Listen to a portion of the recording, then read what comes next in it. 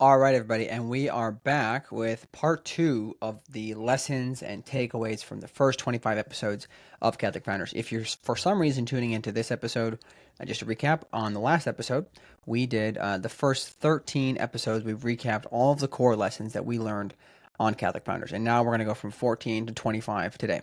So again, the core goal of this, in case you're again are new, is we've had so many amazing things said and so many pieces of amazing advice been given on the podcast that I wanted to be able to take some time to re-listen to all of the episodes that we've done and to just take note and kind of take stock of where we are, the core lessons that have been shared in the podcast. So think about each of these as a mini recap of each episode that kind of teases what's in the episode. Again, not recapping everything, but just core takeaways from each episode.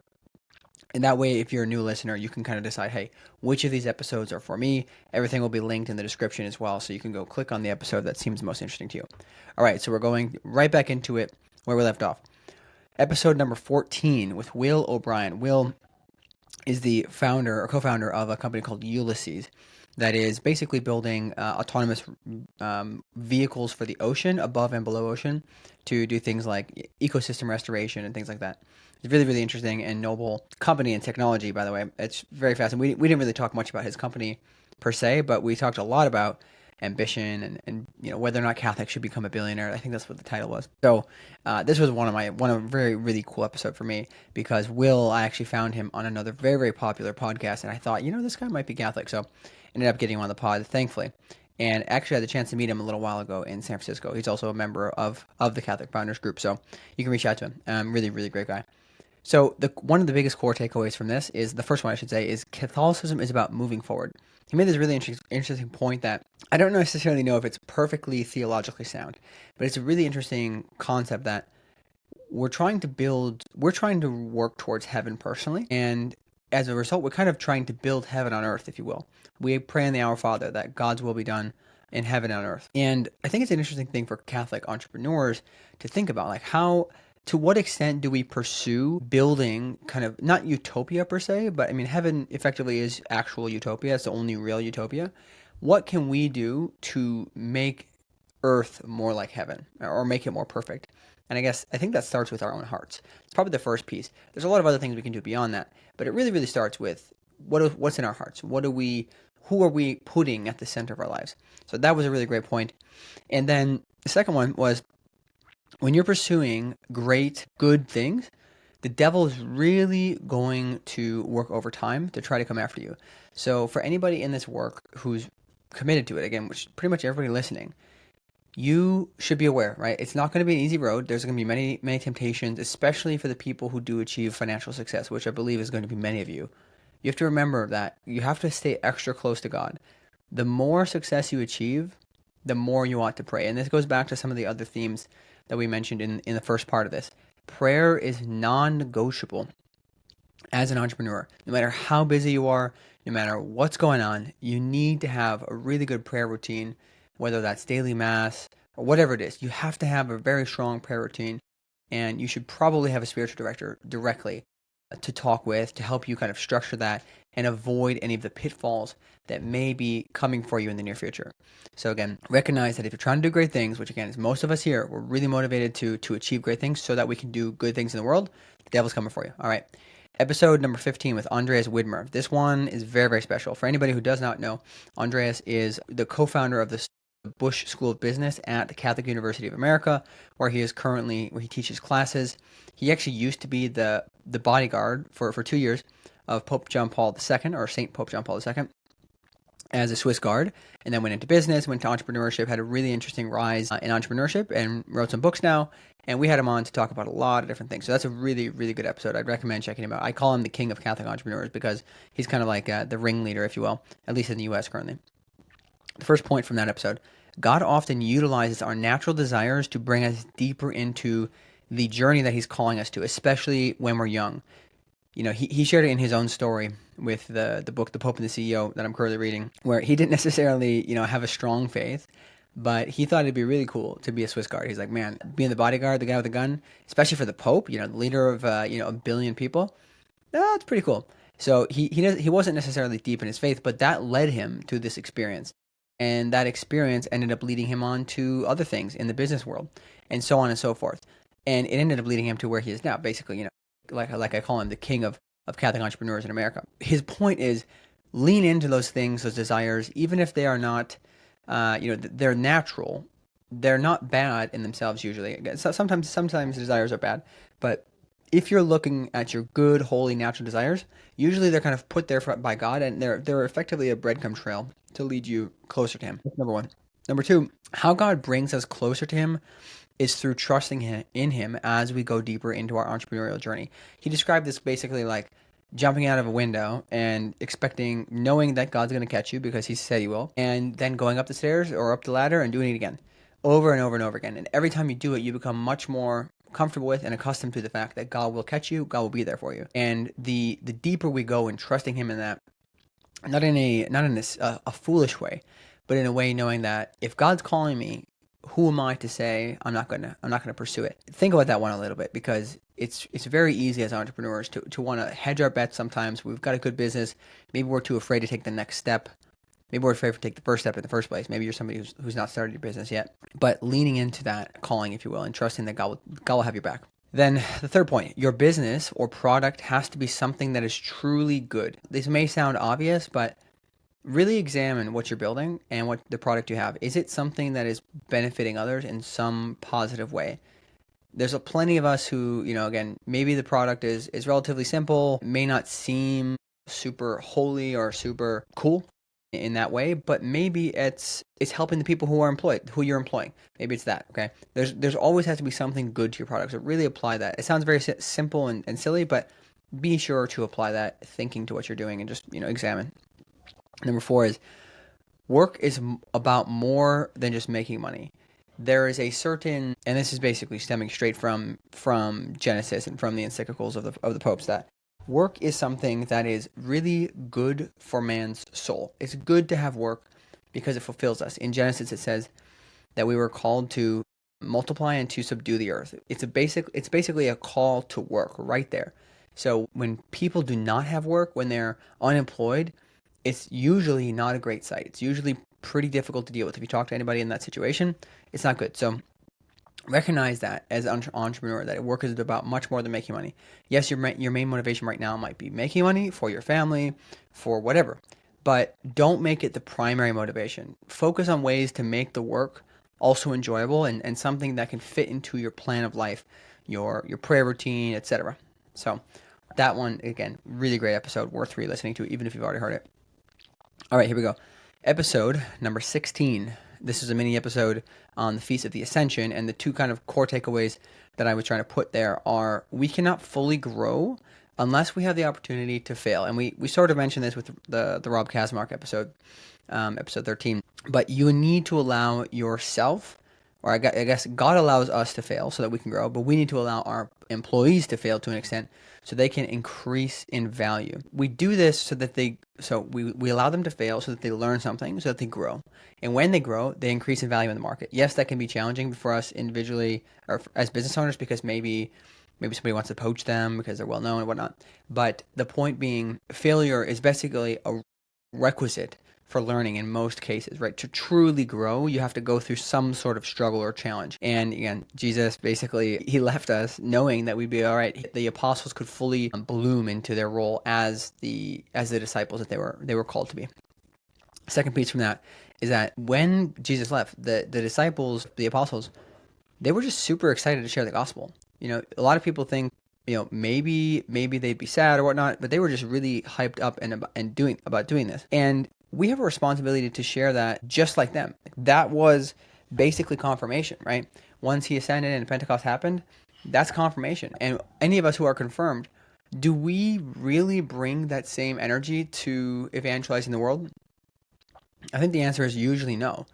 So re-examine that, reconsider that, and approach it from that perspective that, hey, I'm a confirmed, church militant, and I'm a business owner. How can I bring that excitement of St. Paul? I mean, just read the Acts of the Apostles. As Daniel Francis mentioned, which we're getting into in a second, he calls the Acts of the Apostles like a rock album. It's just really exciting. So much going on, so much energy. How often do we bring that to what we do with our work? I don't know. It's a good question. All right, episode 17, Marcelino D'Ambrosio. So many people know Marcelino. He's very, very active on LinkedIn. But him and his brother run Sherwood Fellows, and they do a lot of really good marketing work.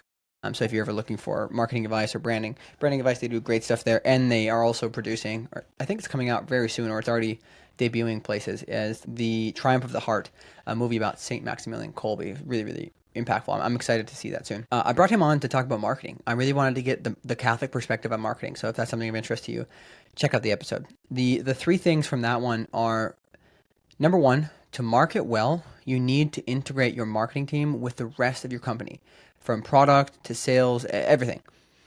So that way your marketing can be honest. Because if you have kind of arbitrary metrics set for your marketing team where it's like, hey, we just need to increase clicks or whatever, it can lead to very easily, and this is not necessarily a slippery slope. This is a very quick thing that happens.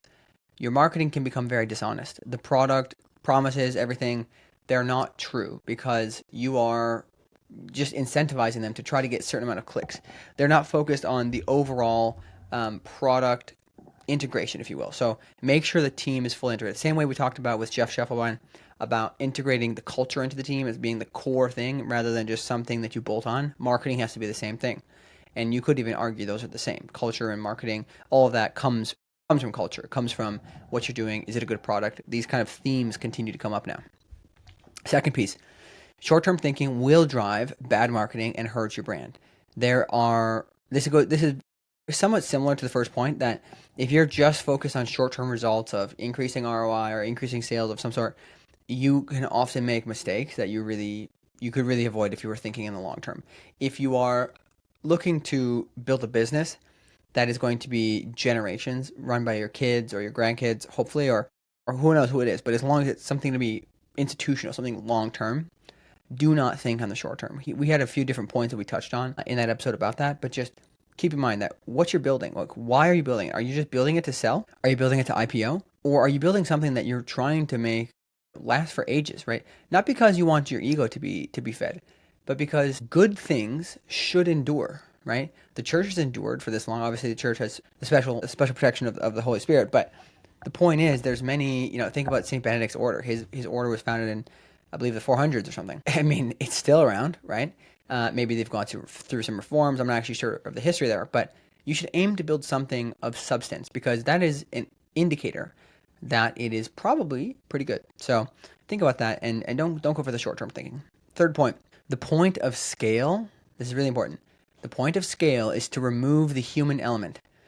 And as Catholics, we need to be cautious of this, because humans are the focus of work. As we mentioned before with Andreas, the focus of work should be on the human.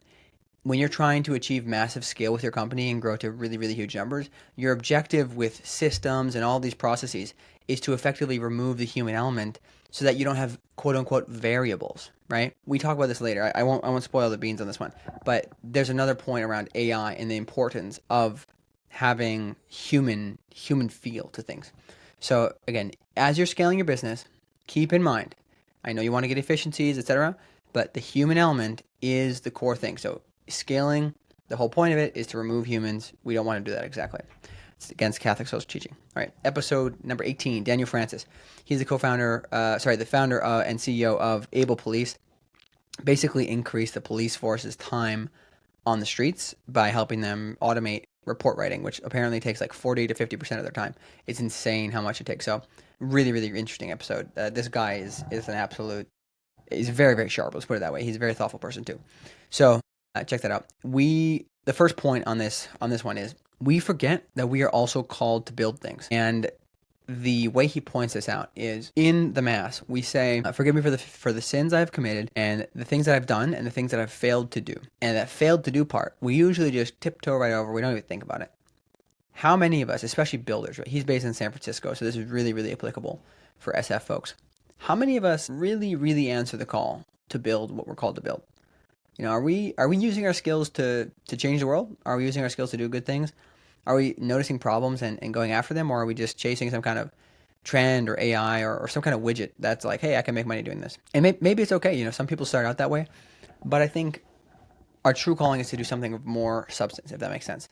So don't forget that we are called to build things. We had a whole other side discussion in that about the importance of keeping up the infrastructure of our country. Things are prone to decay, and unless we put some effort into it, we're not going to be able to maintain society in a good way. It's kind of a sidebar, but that's the first point. All right, the second point is that, and this one's, I think, very, very impactful. Loving your neighbor should be focused more locally than we think, not just on people in, third world country. I think this is very common for us to get into this idea that, oh, we gotta love the poor, love the people in terrible situations, and we immediately go to the people in the worst conditions. Now, that's noble to an extent, but, and I heard this mentioned somewhere else, that it ends up leading to us forgetting about the culpability that we have in terms of our actual immediate neighbors' needs. If we live in a place like New York City where there's all kinds of homelessness situation and whatnot, focusing on helping people in, I don't know, Honduras or something compared to the people that are right next to you in your community is really just like a cognitive dissonance. So we need to love our neighbors literally, like our actual people who are close to us, our fellow parishioners. How well do you know them? How well do you know the struggles they're going through? Do you know them well enough in the first place that if they do need help, that they'll come to you and ask for help? Probably not many of us can answer that one very well. So really, really think about that. We are called to love our neighbors, and that does not just mean people far away. It means the people first immediate to us. There's actually a specific method of going through this. I don't know the exact where I heard this, but you basically think about who you're closest to, and there's kind of this. I don't know if it's technically the concept of subsidiarity, but you kind of go through the list of who's closest to you. If somebody's child dies, who's going to take care of that child? Probably their brother or their sister, and then probably maybe their parents, then maybe their grandparents, maybe their uncle, whatever. Like you kind of go down the list of people who have the most closest connection and closest responsibility. So keep that in mind. Episode 19 with Nathan Crankfield. Nathan runs an amazing podcast called Seeking Excellence, and he also works at Hallow as a salesperson. And he does speaking, does a lot of things. Really, really, really great episode. If anybody does not know Nathan, I would highly recommend checking out his podcast. It's very good. We talked about a number of things here. So the four that I took away were, number one, poverty is not a virtue in itself, especially for lay people. People sometimes glorify this idea of poverty in a way to basically allow themselves to be lazy. I don't want to be too rude about it, but we have skills. God gave us like a lot of potential. Even if you look at the people in the world who are completely, secular, completely godless, and the things that they achieve, can you imagine how much that we can achieve with God's help? So if you just kind of take the human alone and see what they're capable of, and then imagine just like multiplying it and putting super juice on it, that's what we are capable of with God's help. So people who are like, oh no, it's not good to make money. It's not good to focus on that. That basically translates into your life as I'm not going to try to, increase my income, which could be better for my family, which also could be maybe I don't have family. It could be better for how I can support the church, something like that. And if you're not going to support the church financially because you're growing, in your career ladder, then you better be using your time for the church, right? You have to give something. So do not mistake this idea that poverty in itself is a virtue. You need to be pursuing poverty in spirit and living below your means. We talked about this before. Living like at the level that you need, but just being poor itself, like naturally, is not necessarily a virtue. You have to work hard. We have to use our skills. It's in the parable of the talents. Okay. Second point. Men especially have a calling to provide for their families, and if that means developing a side hustle, then do it. So many Catholic men want to make excuses as to why that it's too much work. I won't be able to get to daily mass, whatever. The answer is truly, almost everybody has the ability to develop a side hustle, and if you don't, then there's a lot of other things to examine in your life. If you don't have something where it's like, hey, could I make an extra $1,000 a month or $500 a month doing something? Most of us should have an answer. If we don't, this goes back to the question of skills and having value in your time, which we talked about with the Colin Stroud episode. I think it was episode 6, that you need to develop some sort of skill that makes you valuable in the world so that you can leverage that to produce more value for somebody else, and then you can capture a piece of that. So again, we do have a responsibility to provide for our families. So especially men, think about this and be willing to develop a side hustle. There's plenty of ways to do it, especially in the age of AI. So many ways, so many resources. There's literally no excuse. All right, number 3, we have a responsibility to do everything that we do as well as we can, and that's what Jesus would do. So it's pretty obvious. Like, if we're going to do something, do it really, really well. Jesus, if he was doing it, how well would he do it? Try to imitate that. Number 4, You can be busy and achieve holiness. I think that if we look at almost all the saints, they probably were doing a lot of things. They were probably involved in a lot of stuff, but you can achieve holiness even if you are busy. So do not leave it as an excuse. I mean, look at people like Tom Monahan, like the things he was involved in. Yes, he kept a great prayer routine, but he was also probably very busy with his schedule. So it's not these are not excuses. There's plenty of examples that can prove this. All right, we'll keep moving. Try to keep the time here. Episode 20, Juan Acosta. So Juan is building Tabella, basically a free way for parishes to manage their parish, and it's funded basically by local business owners advertising on the platform. Really, really great episode. He's also the co-founder of the Sent Angels Network. So the core things from this one: Catholic business owners need to lead the charge in making stronger parishes because we can employ other people in the parish, and we can even support the priest's goal. Again, as a business owner, you have a lot more sway in the community. Usually, even if you have a small business, there's a lot of sway that you have in the community, and it could be like it could be more. It doesn't have to be financial ways necessarily. It could just be the presence that you have in the community, the attitude that you have. Somebody just reminded me of this saying today. It's like priests get like about an hour and a half or an hour with the parishioners every week. You get 40 hours with your employees, or 5 or 10 hours maybe, or maybe a little less with your customers. So use that opportunity for influence. As a business owner, just realize that there's a specific connection that you have to your parish that you should lean into. Number two, we need to be genuine neighbors to our fellow parishioners so that we can get through tough times. This came up just a little while ago, that we need to know each other well, so that way when times do get tough, people can feel free to reach out to us and we can support them. We are family and we need to treat it like this. We are all brothers and sisters in Christ. Take it seriously. Number three, money is an amplifier. If you have spiritual poverty, having money will just make you worse. If you have, ordered your desires properly, you can make a really, really big impact with money. So do not see money as some kind of evil. It is something that basically amplifies the person you are. This goes back to, again, a common topic through the whole thing here. As the founders, we need to we need to be Christian and deeply virtuous in who we are, so that way it goes through the company, and again, in this case, it will amplify what we're able to achieve with money or wealth, etc. Number four, be willing to come to God about your business and how he's calling you to do things. Take things to God, take discussions or questions to God in adoration or whatnot. He will help you and guide you through this process. Episode 21 with Jennifer Ball. She is the founder of YCP. She's now stepped down as the founder. She's an advisor right now with them. But we took the time with her to review what it was like building YCP, and she just gave a lot of amazing reflections, honestly. That episode is just banger after banger. I feel like these episodes just keep getting better, but go listen to that one with Jennifer. She's awesome. The first takeaway is we need to be willing to share our successes, because God can touch the lives of others through us sharing. I think I mentioned this in one of the other takeaways already a little bit, is that if God gave us the skills and the opportunity to achieve something great, to achieve some sort of success, even if it's not huge, why are we so unwilling to share it with others? I know some people say, oh, I'm just trying to be humble. I don't want to talk about it. I don't want to brag. But is it really bragging if you recognize the situation? If you recognize, you look at the situation, everything in the equation comes from God. All you did was basically say, I welcome that. You become a complete vessel. So when you're talking about your success, it's not you who did it. How can you take credit for just accepting the thing that God gave you, the circumstances God put you in? You just glorify God with it. You become a true vessel. And I think Jennifer, out of all the people I've talked to, well, Tim Connors is also like this. She might be the best at really embodying what it means to be a vessel of God. It's incredible. So really think about that you should share your successes, because you don't know what God wants to achieve and use through you sharing that success more publicly with others, to inspire others, to get other people involved in your mission, whatever it is. Don't be afraid of sharing your success. And I really, really mean this, especially people listening. I don't know how many of you guys are already massively successful versus getting there. You have to take this seriously.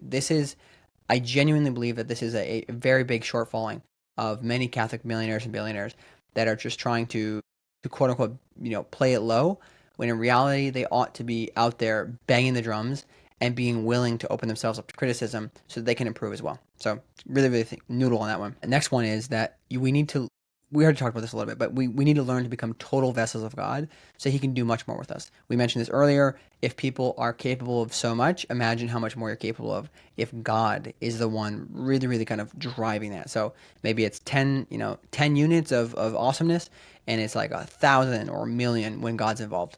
So become a vessel in order for God to really, really turn up the volume. The next one, the challenges of work are very conducive for growing in virtue if you're willing to do so. So the challenges and the things you get put through in work, just great opportunity to practice patience, practice justice, discernment, whatever. So many opportunities. View your business and your work as that. Even when the times are tough, just lean into what it's teaching you and what you can learn from a virtue perspective. The next one, recall often that this is not about you, it's all about God. This is basically the through line of Jennifer's entire life, effectively. She's just trying to make sure that she recognizes this is not about me. I'm willing to share, I'm willing to do all these things because this is all about God. All right, episode 22. Dominic Taroli. He's the founder of Dominus Lab, and they're basically trying to create 1,000 Christian AI startups by 2030, effectively to combat all of the woke stuff that's happening with the current LLMs, right? If you like test them on a political spectrum, they all end up in a very liberal category. There's no conservative things, and it's not to say that you need to make it political. It's just that these LLMs they're not harboring Christian values effectively. I will shout out to Magisterium AI. It's not its own LLM to my understanding, but it's completely trained on church teachings, the scriptures and the encyclicals, etc. So it's completely accurate. But if you've not used that, I would recommend getting on it. So we had him on to talk about anything at the intersection of business owners and AI, both tech, more tech companies, venture backed companies, and small businesses. Really good episode. The core things from this one: the things that have no soul will become automated. AI is very easily able to automate the kind of boring, repeatable tasks and the soulless things. So keep the soul in the things that you do. Keep the human aspect. Keep the value and the special touches that you bring to it as a human. AI may get to a point where it can do some of this stuff, but there are always going to be things where it's like you want the human touch. You want something that is really specific. So if you're again, this goes back to the point of scaling and automation, that you want to build businesses that are not just purely about streamlining something and doing it kind of in a robotic way. Maybe it could be a good way to start a side hustle, but if you're building a good company, you want to make sure that your employees have value in the business and they have constant employment. You want to make sure that you keep the soul part in your products and your services. Second one, as AI changes everything to do morally good things, we have to keep people at the center of our focus. Again, AI, it's not really a question at this point. AI will change pretty much how our entire world works. We as Catholics need to be willing to take a stance on standing up for humanity in this aspect, okay? I'm going to leave it at that. Think about it. Next one, because AI is going to happen basically with or without us, we need to be the ones engaged on the front lines. So this is sort of related to the first one, or to the last one I just mentioned, but this could more apply to the founders in AI. I had this discussion with some folks in San Francisco about, venture scalable businesses are sometimes challenging from like a moral perspective because it's so challenging. You have to work so hard and do certain things that are, in some ways unnatural. But the truth is, some businesses can only be built with venture dollars, a venture scale model. Would you rather have complete heathens running them or Catholics? I think we know the answer. So just keep that in mind. Episode 23, Tim Glumkowski. Tim is a really incredible guy. Most of his life has been spent building strong parishes in missionary work. He's also built some companies. And probably the coolest thing he's ever done is that he was the CEO of the National Eucharistic Congress. So he had a lot of things to share. I'm going to try to keep this one brief. I had 5 points from his. The first one is that we have to evangelize in the world, but be present and engaged in our parishes to have strong parishes. This goes back to a bunch of the other points. Chris Pereira, Juan Acosta, same things. We have to be engaged in our parishes, but we are not necessarily evangelizing in our parishes. We are evangelizing out in the world, but being engaged in our parish. If we are absent from our parish, if we're not there for people, what service are we doing to our brother? We don't have to be evangelizing to them, but we have to be there to support. It's a whole support system. And what happens when we need that support system? If we weren't engaged, we're also in a bind. Next one is, I'll keep it short. God sometimes destroys things to prepare the way for something new. In his story, he had lost pretty much everything. He had a really great thing going. COVID came, destroyed it all. He was effectively almost completely broke. He didn't have enough money to make next month's rent, and then got a job from the diocese just in time for him to pay the rent. That's all I'm going to say, is that you have to recognize that when things get really bad, sometimes God is coming to prepare you for something else. Next one. Often the feeling to be a missionary can seem like being a missionary, but we need to be on mission the entire time. In essence, some people feel like, oh, I want to go be a focused missionary or something. Really, we're all called to be missionaries. The apostles went out and they were missionaries. It's part of being a true Christian is that we are missionary in nature. So don't just think you have to go be a missionary specifically. You should be a missionary in everything you do, whether it's a business or whatever, right? In your like everyday life, you have to be a missionary. Next one. Being busy is not an excuse not to pray. If anything, when we're busy, we should pray more. This has come up many times. I'm going to leave it there. God doesn't only want to work. God doesn't only want to work on the world through us. He wants to work in our own hearts. He wants to transform us in a way that is only possible when we are kind of working with Him on the world. If this makes sense, there's kind of this connection between our work in the world and how He's changing our hearts through doing it. And He gave some examples of Moses and how that experience, those experiences that he went through, actually transformed his own heart deeper. And then Tim would go on to make this point that if we want to genuinely kind of change the world, the only way we're going to do that is if we have leaders whose hearts are fully transformed and fully given to God. I think we're the leaders that are called to be that. We are the people who, if we are unhappy with some of the things going on in the world, which we should be, have we transformed or have we asked God to help us transform our own hearts so that we can be fully His and lead the world to something great? And this goes again applies to the thing where if we're just a vessel, God can do 100,000 times more than what we can do on our own. Okay, think about it. Last one with Tim is that we need to learn to trust in the Lord for money. I think this is hard for entrepreneurs sometimes. We tend to worry about how we're going to pay the next bills, especially when we're starting out, but He will provide for us. We just need to trust in Him. I'm going to leave it there. I could talk about that one forever. Episode 24. Okay, we're getting close to the end, guys. Stick with me. Episode 24 with Dan Egan. Dan came on the show to talk about the St. Joseph Wall project that he basically co-led, and it's a huge mural to St. Joseph the Worker in Detroit. He did this basically to promote the presence of the Institute of Christ the King's Oratory in Detroit, which has been seeing amazing growth over the past, I think, 8 years or 10 years. I forget how long. It's got to be 10 years now. I think it's 2015 roughly when they started. So great episode. If you want to build projects like that, you want to be involved in public artworks to bring the faith back into the world, check that one out for sure. He also talks about a lot of other things with us because he's a really connected guy. First one is you got to use your skills to execute well on a project. This goes to the same point of doing things well. We need to do things well, and you've been given skills. Don't do it halfway. You've got skills for the thing that's been put in front of you. Somebody's asked you for help. Do it really well. Use your skills well. Second one, work with your priest to help them realize their vision for the parish, for the community, and the city. As soon as Kenneth Stein got to Detroit, Dan, he was well connected in Detroit at the time, and he said, "Hey, Kenneth Stein, what can I do? I want to get to know you. What can I do? Who can I introduce you to really make your vision known?" A lot of priests do not have this. They are running on the fumes. They're super stretched thin. If you can become an instrument of his kind of dreams or goals, if you will, that's a really noble cause. So I think all of us should take this to heart. Like, how many of us have spoken with our priest about what they would love to see done in the parish, and we can become the hands to go make that happen. Any of us can do that. Again, we don't even have to have the vision. We just have to help them execute. And we have skills. As business owners, we have lots of skills, and we usually have some resources. Next one is that God expects us to keep actively moving and acting even when we don't know what the next step is, right? Think about Moses and the exile as they go out of Egypt. They literally get to the ocean. It's like, man, we are so screwed. What's going on next? And then it's forced to just next thing. You just keep going. You keep taking actions. And sometimes that's exactly what's required for God to do His work in the background and make the next thing happen. This happened with Dan in their story of getting the mural built. There was just brick wall after brick wall, no pun intended, that they just could not paint or get through. And eventually they made it happen. So they kept going. And a core thing there is that he had a team surrounding him that pushed him. If he was on his own, he said he would have gotten pretty discouraged pretty quickly.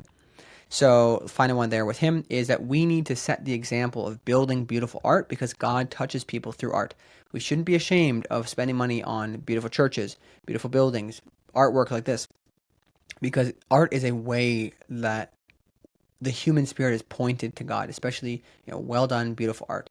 It's pointed to God. Do not be afraid to skimp on art, and do not bash the people who spend their money to promote beautiful art because you may think it's silly. But again, it can lead a lot of people to God. Episode 25, this last one. We're finally there. Thanks for hanging in. This is with Tim Connors. This is an absolute banger. I can't believe that this worked out perfectly. That Tim was episode 25. He is a 4 times Midas List recipient or nominee, I guess you'd say. And I call him the number one Catholic of BC in terms of like being a Catholic and a VC. He doesn't only invest in Catholic companies, but he invests in companies that change the world and really move people in a better way. They really help people. The core things for this one is use all of your ability to help solve the problems of your neighbors to the greatest extent possible. This guy could easily just relax. I'm sure he's got enough money to just relax and chill and enjoy his life, but he is going out there doing as much as he can. He just recently moved to Nashville, and he told a story on the pod where he went to I think it was 5 local parishes over the course of when they had first moved, and not a single one of them had reached out to shake his hand. And he was like, he went to the bishop and he said, "Hey, this is kind of embarrassing, isn't it?" Like he didn't say it was embarrassing. He told the bishop what happened, and the bishop was like, "Wow, this is kind of embarrassing." And his point was, if we can welcome people in, if we can shake their hand, the people that we don't recognize, people who aren't there all the time, we can get them plugged into the community. They're not going to leave. He actually doubled the capacity of or the attendance of his parish back in California before moving to Tennessee, doing the exact same thing, making sure that greeters looked for people who they didn't recognize and tried to bring them into the community, because once they're in the community, they're not going to leave.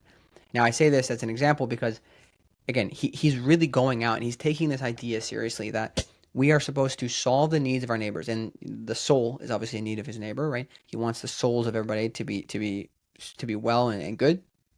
So he goes talks to the bishops and tries to get these things changed. Another example of this is he's trying to actually get canon law adjusted so that this is a requirement of basically every church, kind of the way that things are conducted. He wants to change it. Like, who would think to do that? Not me, not at least until I heard Tim mention it. That's one, and I might have duplicated a few of these, but that's one. Second one was that founders run in packs. This is not necessarily that impactful. I just found this very interesting that I'd never thought about this, that good founders, good people tend to work with others. Maybe I'm just biased and maybe this is like an ad for the paid community, but I really believe in the importance of having those people around you, other builders, other people who are ambitious about the faith and ambitious about their work. Check out Catholic Founders Guild. It's $10 a month or $100 a year. You'll love it. All right. When you love your customers, they are really happy and they leave really high net promoter scores. If you're not familiar with net promoter scores, it's basically like if they're a 10 on that scale, they're going to go tell everybody about your product, and you'll basically get free salespeople for your company. So this is directly correlated with loving your customer. If you take care of them and you do the right thing for them, this will happen. So for companies familiar with the term CAC, cost of acquisition, customer acquisition cost, sorry, it's getting late. That is basically free CAC. If you can love your customers and treat them so well that they go and tell everybody about your business and about your service, you're going to grow faster than other people, because there's this whole ratio he explains about how much money does it take to get your customer that then allows you to reinvest that money to get the next customer and to grow and scale the business, right? And I just think it's very interesting. This is another point where it refers to the first one, where he's actually trying to convince some people at Harvard to write this exact kind of wording or write this paper, because it would be more impactful if it comes from somebody like at Harvard. But there's already so much proof that points to net promoter scores and loving your customer are basically the same thing. It's Christian charity. It's right at the heart of it. It's really, really, really fascinating. The next one, the startup method in itself is virtuous. Love the customer and find ways to measure how well it helps your customer. You can apply the startup method to so many things, like the agile methodology. Like, what's the funnel here? What's the system? How can we adjust it? He's doing this with he did this with Notre Dame when he was on the board there, and he's doing it again with Catholic University of America. He does it with parishes and everything. He's just like trying to take this startup methodology of how can we grow this and how can we remove the barriers, fix the funnels, blah blah blah blah, to make this thing better. So it was a really interesting, eye-opening thing for me, that the whole idea of a more pure play startup, not necessarily just kind of like building an agency or something. There is a certain virtue in the entire structure of it, which I found fascinating. All right, and then final one here. If we get people active in the parish, we will keep them in the church. I already alluded to this, how he doubled the size of the attendance in his church in California. It really comes down to what they found is that you need to get people involved, get them into a small group, get them somehow involved where they have community, and they will stay in church. And when they stay in church, their faith will deepen, and hopefully one day they will become saints. All right, those are the core things. Again, that's all 25 episodes. I don't know what we're at for time here, but we're at 45-ish minutes. Okay, so we're going to try to just wrap up with a couple last reflections here. The through line to me for all of this is the word excellence. It comes up so many times. I didn't necessarily bring up the word excellence, but doing things well, whatever. That is mentioned in so many of these. There's a lot of things where the themes continue and they come through again and again, but excellence is a core one. This is one of the things that just gets at the core of being a Catholic founder. This is really, really striking at the heart that we must examine our hearts on a regular basis to ask ourselves, are we truly, truly pursuing excellence in the work we do, the way we treat our customers, the way we treat our suppliers, everybody? What kind of way would Jesus do this? The type of excellence that we want to have is the type of excellence that Jesus would have if he were doing this, if he were running our business. You can't imagine that Jesus was in the lab with his dad making carpentry, doing stuff halfway. He would do it with excellence. Can you just imagine? There's actually probably artifacts of things that Jesus carved. Sidebar, ADHD thought there. But the whole point is like he wouldn't do it halfway. He would do it well, very, very well. Are you doing what you do as well as Jesus would do it? If not, ask him for the grace to help to do that. All right, with that said, thanks to everybody. I really, really appreciate your support over 25 episodes. It is a lot of work to do this, and we've been getting a lot more paid subscribers recently, so I really appreciate the people kind of recognizing that and supporting the work. We are just getting started, though. This is 25 down. I mean, as David Senmer says, he's always like, 303 down and 1,000 to go. This is basically the same thing. 25 down, hundreds to go, thousands to go. There's so many conversations to be had with Catholic entrepreneurs, and we are just scratching the surface. There's a couple really good themes in here, as you've seen, but there's a lot more to learn. There's a lot more tactics to learn. So please follow along with us more and share the podcast. This is the only way it grows. I would also say, if any of these specific episodes resonate with you, go check them out. I've linked them all in the description, so you can check out all the episodes you haven't listened to yet, or the ones that really kind of stick out to you. And there's so much value there. But share these two guides to the episode, so maybe people can get a taste of what is held within this podcast so far. And this extends to the paid community as well. The kind of things that are being said here in the podcast, there's a lot of them that are being said only in private in our monthly calls. So again, if you are interested in joining, it's $10 a month or $100 a year to join the Catholic Founders Guild. You get access to the community, to the directory, to 3 calls a month, a monthly members call, a monthly topic call, and a monthly expert call, where people will come in and talk about things like tax or whatnot, just advice about running your business. So we have a really good community to work with, to build alongside, and to do business with each other. I mean, I can't even figure out how many times people have done business with each other in the community already. So it's totally worth it. Just go to catholicfounders.com/subscribe. You do have to apply, and I will have to interview you. So I'm not letting anybody in unless I interview them and get to know them, just to make sure they're a good egg. So you got to keep the quality high. All right. It's a long one. Sorry, I'm rambling. It's late at night, but God bless and happy building.